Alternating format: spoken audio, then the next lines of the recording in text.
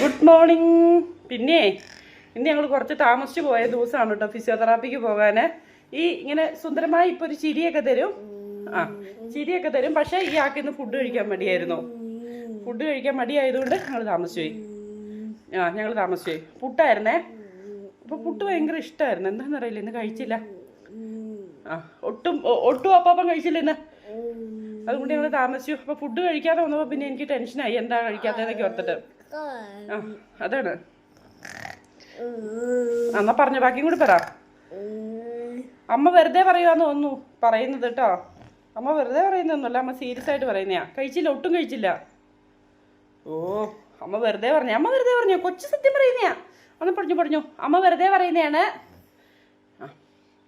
എല്ലാവർക്കും good morning. ഫിസിയോതെറാപ്പിക്ക് പോവുക കേട്ടോ. ഞാൻ പറഞ്ഞതിന് ഇഷ്ടപ്പെട്ടില്ല. അമ്മ വെറുതെ പറയുക. അത് ഫുഡൊക്കെ കഴിച്ചു.